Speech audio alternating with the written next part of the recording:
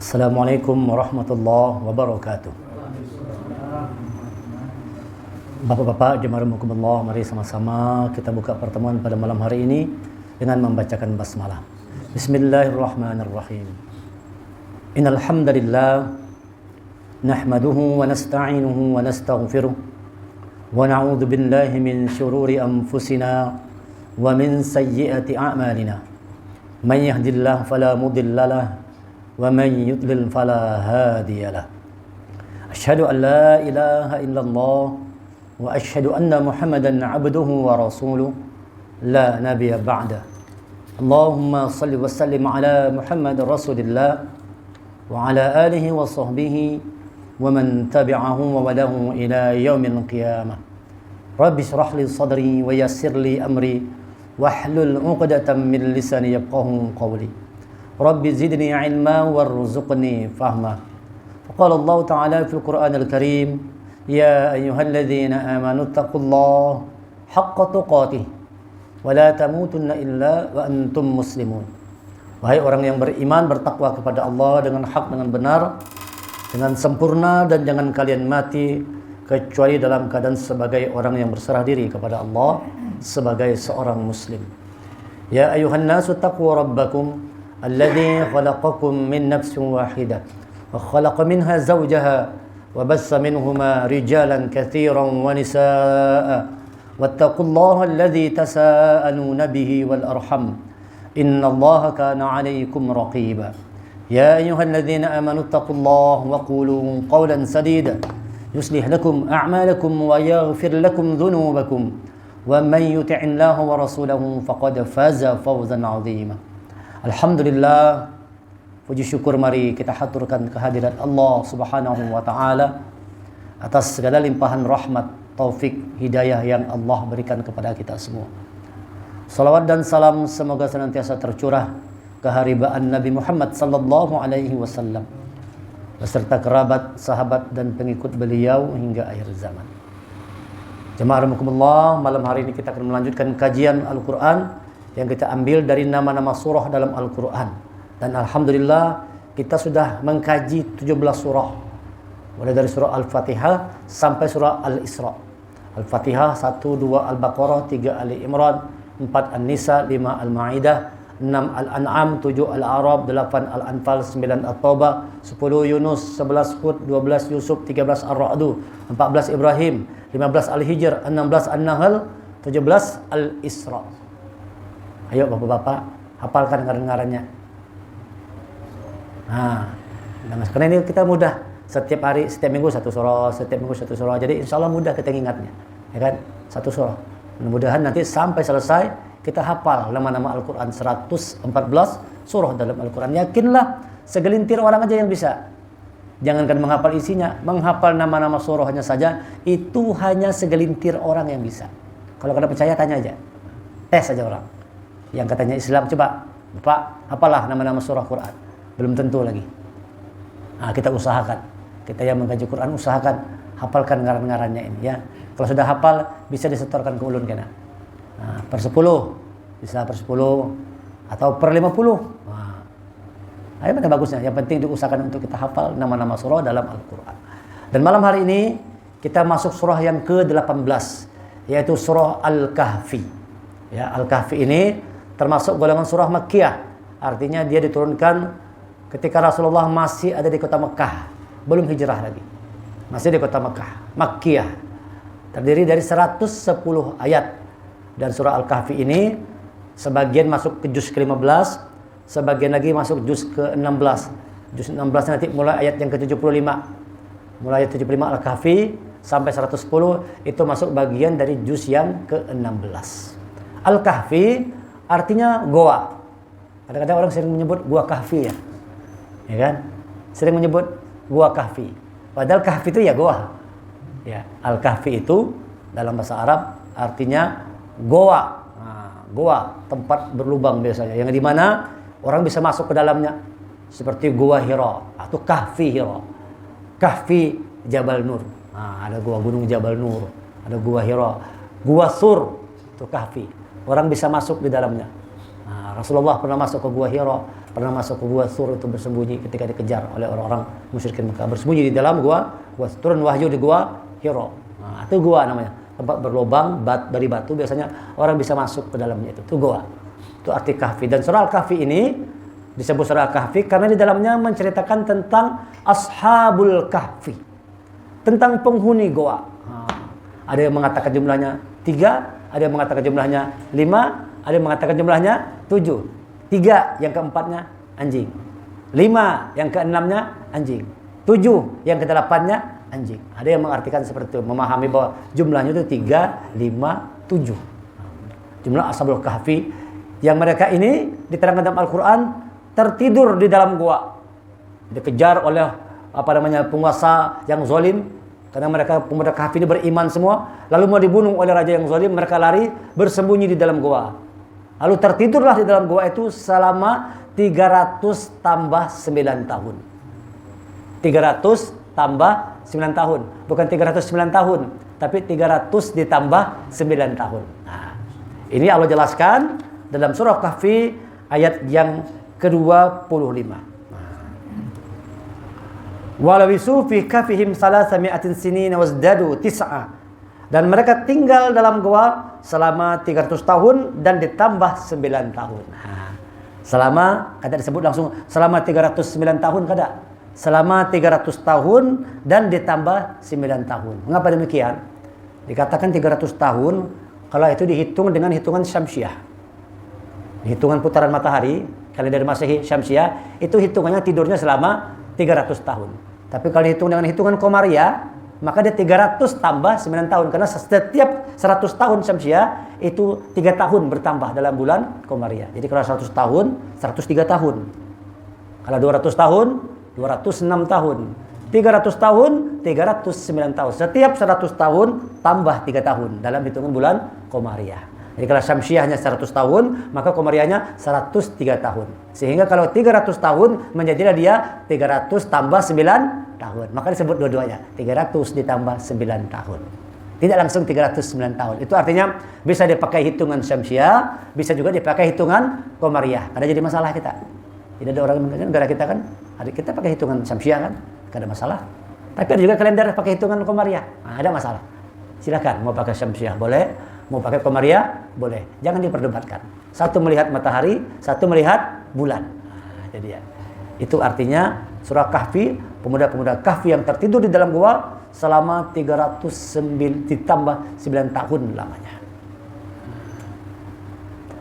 Dan Allah katakan bahwa tertidurnya pemuda Kahfi ini merupakan tanda-tanda kekuasaan Allah. Sebagaimana dalam surah Kahfi ayat 9. Am hasibata anna ashabal kahfi warraqimi kanu min ayatina ajaba. Apakah engkau mengira bahwa orang yang mendiami gua dan yang mempunyai raqim. Nah, raqim ini ada yang mengartikan mufassir anjing tadi. Anjing itu ngarannya raqim. Yang punya raqim. Tapi ada juga yang sebagian mengartikan raqim itu batu tertulis. Kalau sini kita lihat gitu nih terjemahannya. Dan mengartikan batu bersurat. Nah, tertulis batu itu ada tulisannya. Tapi ada juga yang mengatakan raqim itu ngaran anjingnya ashabul kahfi. Ingatlah, apakah engkau mengira bahwa orang yang mendiami gua dan yang mempunyai raqim itu termasuk tanda-tanda kebesaran kami yang menakjubkan. Itu tanda kebesaran Allah, takjub orang. Masa iya ada orang bisa guring 309 tahun lawasnya. Pemuda Kahfi itu kada sadar, dikiranya tidur sebentar aja. Sebentar aja tidur. Ternyata dia sudah tidur selama 300 tambah 9 tahun. Disuruhnya kawannya, coba bang, keluar satu orang jalan ke pasar, cari pasar terdekat, belanja. Sekali belanja, duitnya kena payu lagi. Duit bahari benar sudah. Oh, tak ajar orang. Ini duit bahari benar nih ya, ratusan tahun sudah. Barulah mereka sadar ternyata tidur dalam gua selama 300 tambah 9 tahun. Kata Allah, itu merupakan tanda-tanda kekuasaan Allah. Itu tanda-tanda kekuasaan Allah. Mudah bagi Allah. Orang yang sudah tidur 300 tahun, masukkan ruhnya lagi, hidup lagi dia. Hidup lagi dia. Nah, apa yang membuat mereka tertidur? Lihat ayat 10-nya. Ya. Iz awal fityatu ilal kahfi faqalu rabbana atina min ladunka rahmah wa hayyi' lana min amrina rasyada. Ingatlah ketika pemuda-pemuda itu berlindung di dalam goa lalu mereka berdoa, ya Tuhan kami, berikanlah rahmat kepada kami dari sisimu dan sempurnakanlah petunjuk yang lurus bagi kami dalam urusan kami. Selanjutnya, fadarabna ala adhanin fil kahfi sinina adada, maka kami tutup telinga mereka dalam gua itu selama beberapa tahun. Setelah baca doa ini, terguring pemuda kahfi. Ini bagus doanya dibaca. Kalau ada orang yang insomnia, ngadai guring, baca doanya. Rabbana atina min ladunka rahmah wa hayyi lana min amrina rasyada. Pemuda kahfi setelah baca doa itu terguring langsung. Selama 300 tambah 9 tahun. Jadi kalau insomnia, jangan minum obat. Baca doa ini. Kalau pagi kita goreng 300 tambah 9 tahun. Karena kita bangun-bangun udah kalinya. Aduh. Tapi hati-hati kalau pindah goreng. Jadi doanya bagus dibaca. Rabbana atina min ladunka rahmah wa hayyi lana min amrina rasyada. Ya Tuhan kami, berikanlah rahmat kepada kami dari sisimu dan sempurnakanlah petunjuk yang lurus bagi kami dalam urusan kami. Maka kami tutup telinga mereka. Nah, setelah berdoa itu kata Allah, maka kami tutup telinga mereka di dalam goa itu selama beberapa tahun. 300 tambah 9 tahun. Nyenyak benar guring. Nah, makanya guring itu berdoa-doa. Baca-baca. Kalau nyaman guring nyenyak. Ini gak ada. Main guring aja. Ada doa-doanya. Nah, ini kata Allah, tidurnya pemuda kahfi itu adalah tanda-tanda dari kekuasaan Allah Subhanahu wa ta'ala. Allah mampu membuat orang tertidur lama panjang kada bangun-bangun. Itu dia. Itu arti dari pemuda kahfi. Dan Allah juga mampu membangkitkan orang yang sudah tertidur lama, bangkitkan lagi oleh Allah. Nah, ya. Jadi itu artinya, maknanya menyadarkan kita semua bahwa ada menyadarkan kita semua untuk memperhatikan soal tidur ini. Jadi perhatikan soal tidur ini. Kadang-kadang kita kurang perhatian terhadap tidur ini. Tidur itu adalah bagian kecil dari kematian. Pemuda kahfi itu kajakan yang tidak dibangunkan Allah, selajur sudah. 300 tambah 9 tahun sudah lawasnya. Jadi ada dua keadaan bahwa Allah katakan nyawa seseorang itu dalam genggaman Allah. Nyawa seseorang itu dalam genggaman Allah kapan? Pada saat kita mati dan pada saat kita tidur. Itu nyawa kita dalam genggaman Allah. Nah, ada orang yang tidur selajur, tidur selawas-lawasnya. Kadang bangun-bangun lagi banyak. Terguring, bangun, kadang bangun-bangun lagi. Karena nyawa kita itu di dalam genggaman Allah saat kita mati dan saat kita tidur. Coba kita perhatikan surah Az-Zumar, surah 39 ayat 42. Ya, a'udzubillahi minasyaitonir rajim. Allah yatawaffal anfusa hina mautiha wallati lam tamut fi manamiha. Wa yumsiku allati qada 'alaiha al-maut wa yursilu al-ukhra ila ajalin musamma. Inna fi dzalika laayatin liqaumin yatafakkarun. Allah memegang nyawa seseorang. Digenggam Allah nyawa. Allah memegang nyawa seseorang pada saat kematiannya. Dalam kubur tuh dipegang Allah nyawanya. Kalau orang-orang mati itu sekarang nyawanya ada, tapi dalam genggaman Allah, dipegang Allah nyawanya. Dan nyawa seseorang yang belum mati ketika dia tertidur. Jadi waktu orang tidur itu nyawanya dipegang oleh Allah. Amun kita dikembalikan Allah lagi, mati kita selajur. Ini ayatnya nih. Jadi nyawa di sini dua kondisi dalam genggaman. Pertama ketika orang mati, kedua ketika orang tidur, itu nyawa seseorang dalam genggaman Allah. Maka perhatikan tidur tadi. Jangan bermain-main tidur. Jangan asal tidur aja. Kalau pindah kada bangun-bangun lagi selama lawasnya. Karena pada saat itu nyawa kita di dalam genggaman Allah. Kalau pindah kada bangun lagi, perhatikan tidur. Ya kan? Diingat kalau surah Kahfi ini yang tertidur dalam gua. Maka dia tahan nyawa orang yang telah ditetapkan kematiannya. Ditahan nyawanya.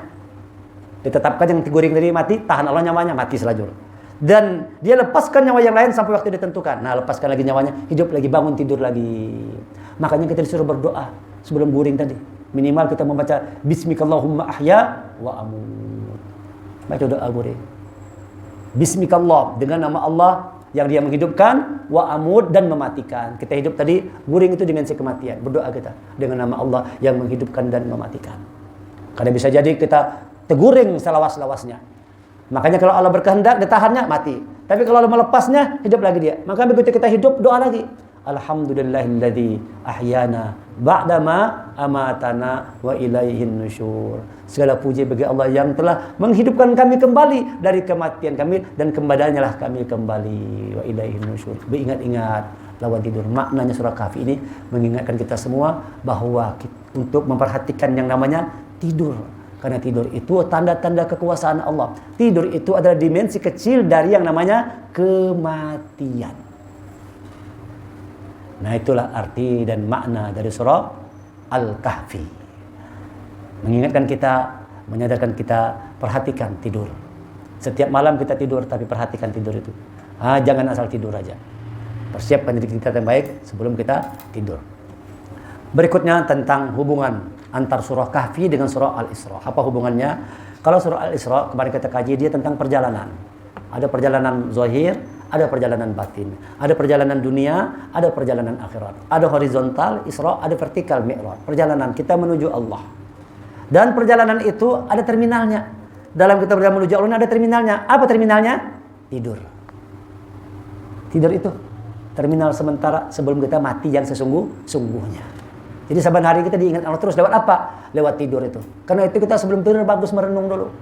Merenung sejenak apa yang digawi hari ini. Merenung sejenak sebelum guring. Mulai bangun tidur sampai mau tidur, sehari ini begawi apa kita? Apa kebaikan yang kita kerjakan? Apa keburukan yang masih kita lakukan?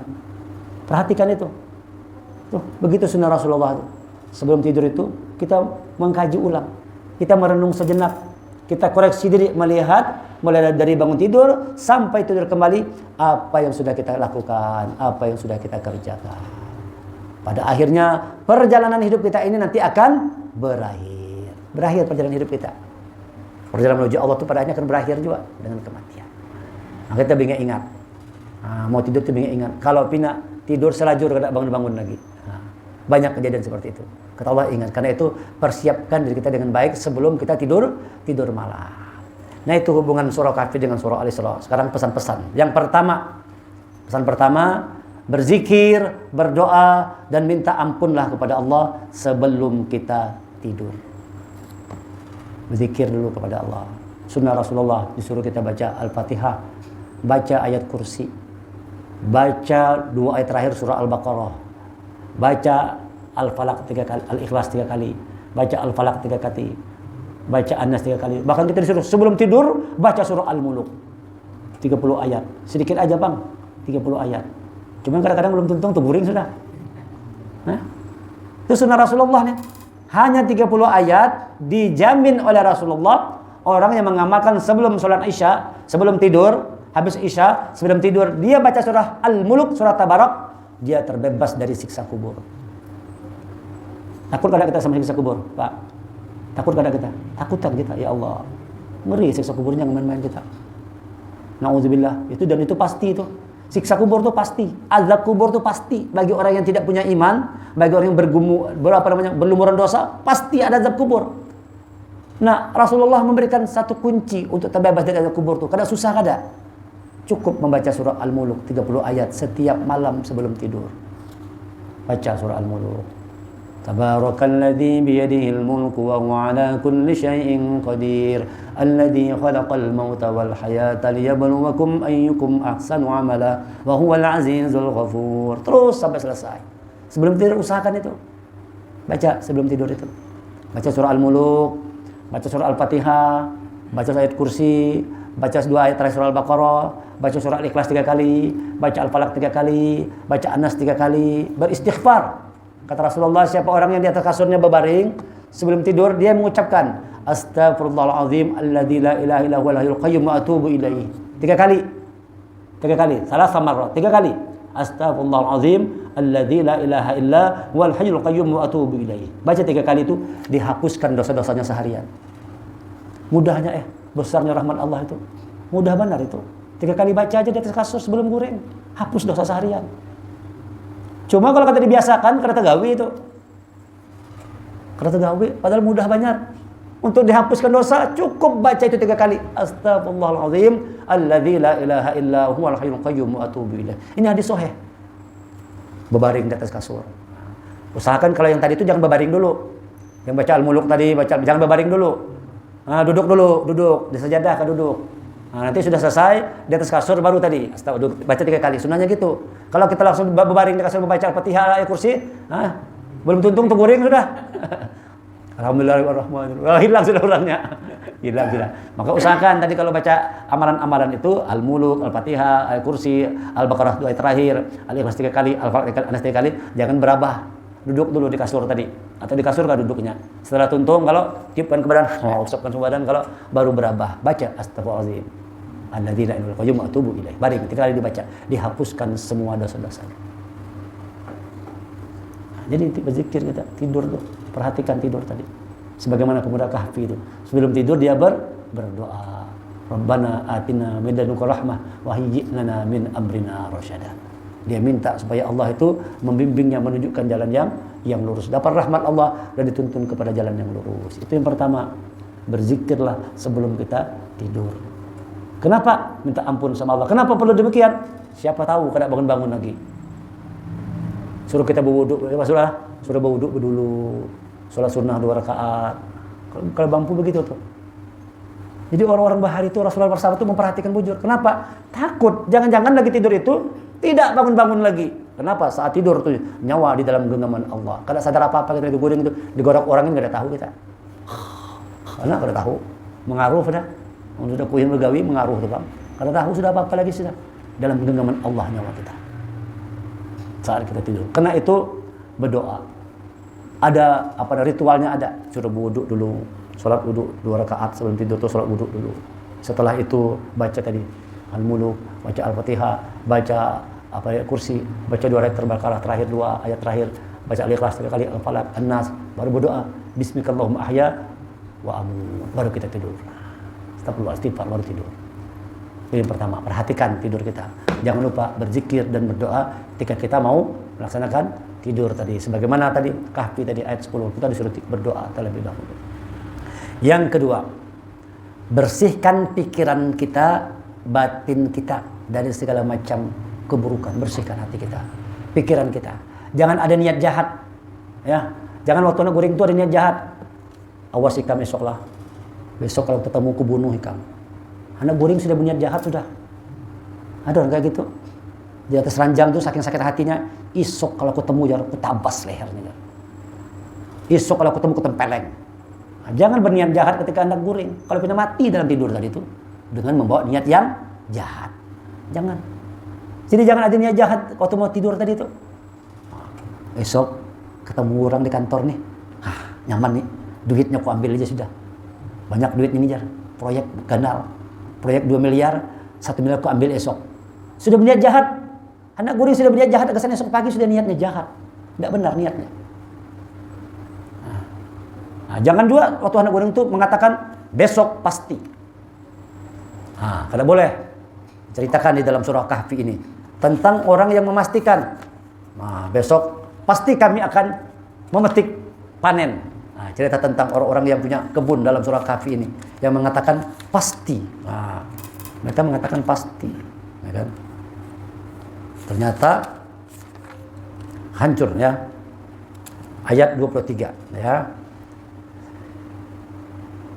Wala taqulanna li syai'in inni fa'ilun dzalika ghadan illa ay yasha Allah.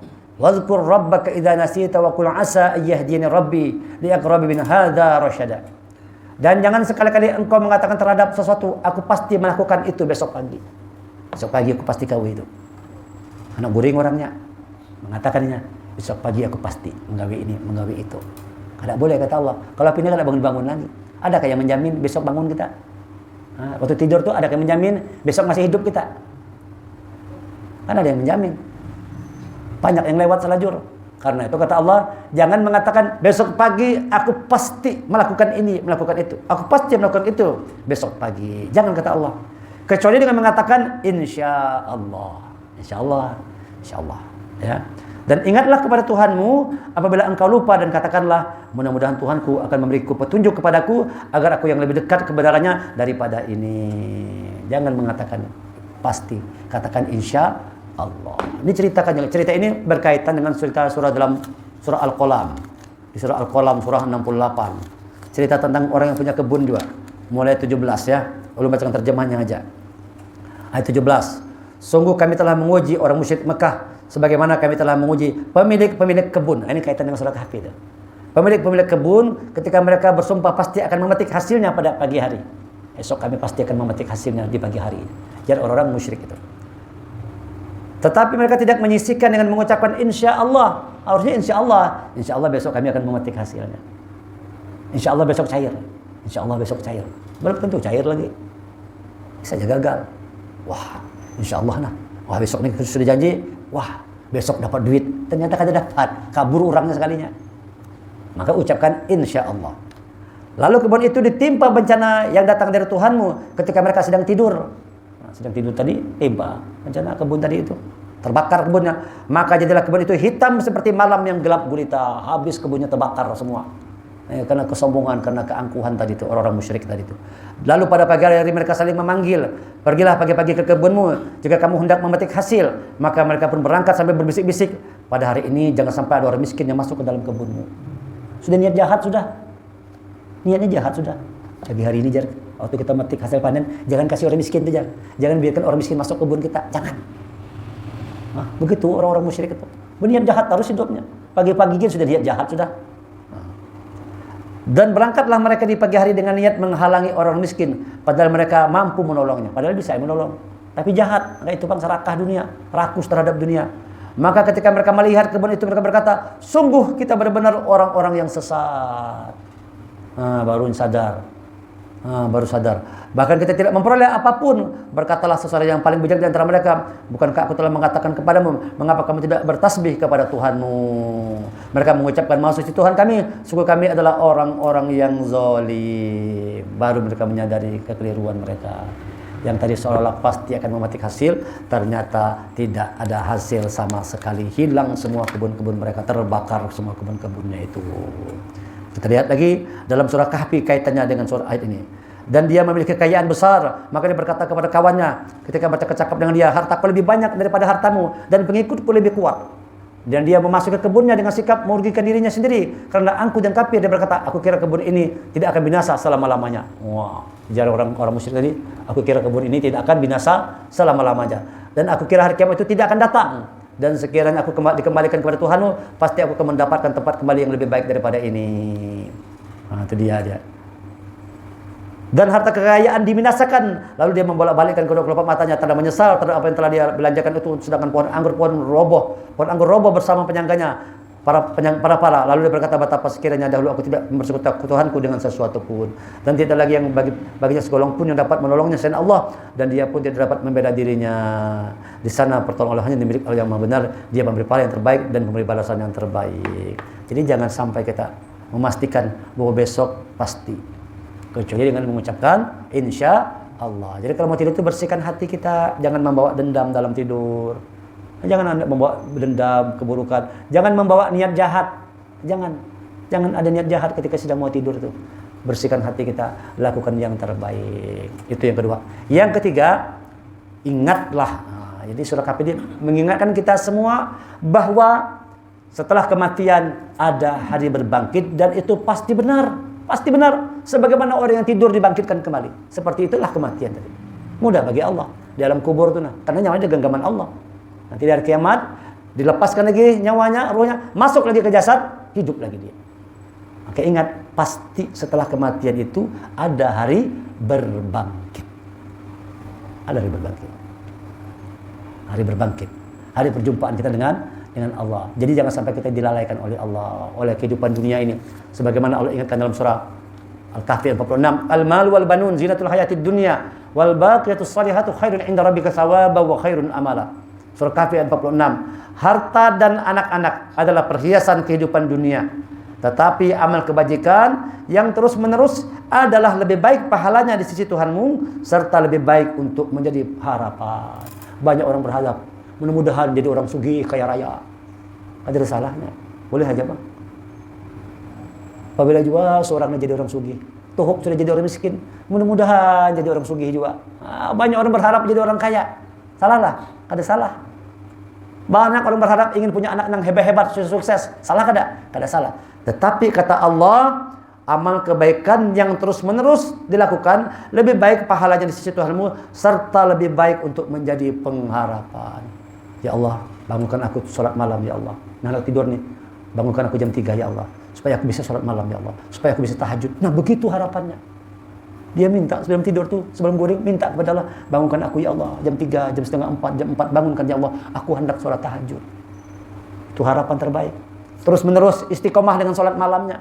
Itu harapan terbaik. Sebagian orang banyak berharap supaya punya banyak harta dan punya banyak anak. Padahal harapan yang terbaik kata Allah, mampu melakukan amal kebaikan terus menerus istiqomah dalam kebaikan. Nah itu yang harus menjadi pengharapan. Cuman kebanyakan orang ini berharapnya ingin mendapatkan dunia. Salah kada? Kada. Boleh aja. Boleh aja harapan dunia. Tapi niatkan juga harapan dunia nanti kalau aku sugih kaya raya, aku akan menjadi orang yang dermawan. Ku bangun masjid, ku bangun pesantren, ku bangun panti asuhan kalau aku sugih. Bagus kayak itu. Cuman kadang-kadang orang lupa. Sebelum sugih kayak itu niatnya. Setelah sugih, kawin pulang rupanya. Pesantren gak ada terbangun, ya kalau masjid gak ada terbangun, yang ada bebini terus. Oh, proses lupa dengan niat baik di awal tadi itu. Nah Allah ingatkan bahwa setiap kita hidup ini mati nanti pasti ada kebangkitan. Di situ kita ingin berharap bertemu dengan Allah. Ayat yang terakhir ulun bacakan. Surah Kahfi ayat 110 terakhir. Qul innama ana basyarum mislukum yuha ilayya annama ilahukum ilahun wahid. Faman kana yarju liqa rabbih falyamal amalan shalihan wa la yusyrik bi ibadati rabbih ahada. Katakanlah Muhammad, sesungguhnya aku ini hanya seorang manusia seperti kamu yang telah menerima wahyu bahwa sesungguhnya Tuhan kami adalah Tuhan yang Maha Esa. Maka siapa yang mengharapkan pertemuan dengan Tuhannya, maka hendaklah dia mengerjakan kebajikan dan janganlah dia mempersekutukan dengan sesuatu pun dalam beribadah kepada Tuhannya. Kalau kita berharap bertemu Allah, lakukan amal kebajikan. Falyamal amalan shalih. Wa la yusyrik bi ibadati rabbih ahad. Dan jangan musyrik. Jangan syirik. Orang syirik pasti tidak bisa bertemu Allah di hari kiamat. Setelah kita mati, dibangkitkan, yang tidak bertemu Allah, celaka dia, pasti masuk neraka. Orang yang sudah mati nanti dibangkitkan di hari kiamat, tidak bertemu Allah, pasti masuk neraka. Tapi kalau orang yang bertemu Allah, dia masuk di dalam surganya Allah Subhanahu wa ta'ala. Untuk masuk surganya Allah, bertemu Allah, ini kata ayat Allah, apa yang dilakukan? Falyamal amalan shalihan. Maka lakukan amal kebaikan. Wala yusyrik bi ibadati rabbih ahada. Ahad bi ibadah itu untuk yang satu aja, ahad. Jangan kita melakukan kemusyrikan, jangan berbuat syirik. Ini pesan penting dalam surah Kahfi, 3 pesan. Yang pertama, berdoa, berzikir, minta ampun kepada Allah sebelum tidur. Yang kedua, bersihkan hati, jiwa kita semua sebelum tidur. Jangan ada niat jahat ketika hendak tidur tadi itu. Jangan ada niat jahat. Niatkan untuk berbuat baik pada esok harinya, tapi jangan lupa untuk mengatakan insya Allah. Yang ketiga, ingat bahwa setelah kematian pasti kita dibangkitkan oleh Allah. Sebagaimana Allah membangkitkan orang dari tidurnya, pemuda Kahfi tertidur panjang lama 300 sampai 9 tahun, dibangunkan kembali oleh Allah. Demikian juga Allah membangkitkan orang yang sudah mati untuk hidup kembali. Jangan sampai ketika kita dibangkitkan, naudzubillah, kita tidak bisa bertemu Allah. Celaka kita. Orang kafir, orang musyrik, orang zalim, orang munafik tidak bertemu dengan Allah. Orang fasik tidak bertemu Allah. Yang bisa bertemu Allah adalah orang-orang yang dalam hidupnya itu melakukan amal kebaikan dan tidak ada kemusyrikan di dalam amalnya itu. Tidak ada ibadahnya, tidak bercampur dengan kesyirikan. Dan mudah-mudahan 3 pesan ini dapat kita renungkan, kita hayati untuk kita amalkan dalam kehidupan. Perhatikan tidur. Mulai malam hari ini perbaiki kualitas tidur kita. Ya kan? Jangan main tidur aja. Ada orang tidur pas bola, teguring, handphone di tangan. Mulut tengah-tengah, handphonenya jalan surangan. Teguring. Kayak apa? Seperti itu. Ada orang teguring, putar TV, tengah-tengah di depan TV. Nah, kita jangan demikian. Nauzubillah. Usahakanlah sebelum tidur itu ikuti sunnah Rasulullah. Berwudu, sholat dulu kalau bisa, duduk di ranjang, baca surah Al-Muluk. Kalau perlu atas sajadah tadi itu, sebelum ke ranjang, baca Al-Muluk, baca Al-Fatihah, baca Ayat Kursi, Al-Baqarah terakhir, baca Al-Ikhlas, baca Al-Falaq, baca An-Nas, baca doa, minta ampun, baru tidur sama Allah. Baru tidur kita. Karena siapa tahu tidur itu adalah terakhir hidup kita. Ada bangun-bangun lagi. Banyak orang yang ditidurkan oleh Allah tidak bangun-bangun lagi. Allah tahan nyawanya, matinya. Allah lepaskan, hidup kembali.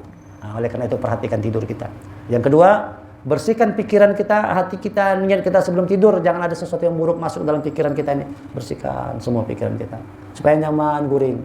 Lepaskan aja kalau ada rasa sakit hati, dendam sama orang, marah sama orang, lepaskan aja. Ya Allah, aku lepaskan semuanya Allah. Supaya kita dalam keadaan bersih tidur tadi itu. Bersih dalam keadaan tidur tadi. Yang ketiga, kita ingat bahwa setelah kematian pasti ada kebangkitan. Sebagaimana kita tidur, bangkit kembali. Begitulah mudahnya Allah membangkitkan orang dalam kubur tuh. Lepaskan lagi ruhnya, nyawanya, hidup kembali dia. Dan niatkan ketika kita dihidupkan lagi, niat kita untuk melakukan amal kebaikan. Mulailah ketika hidup, lakukan kebaikan. Itu dia. Begitu Allah bangunkan kita, lakukan amal kebaikan. Begitu bangun tidur. Jangan belum apa-apa sudah hendak niat jahat. Jangan belum apa-apa sudah melakukan kejahatan. Begitu bangun tidur, langsung buka handphone. Langsung buka handphone duluan. Setan gepeng. Jara lakukan ulun, ini namanya setan gepeng ya. Setan gepeng. Handphone. Ada orang tuh, kalau sudah setan gepeng itu tinggal karena kawannya. Anak guring, setan gepeng mengantarnya. Apa aja setan gepeng.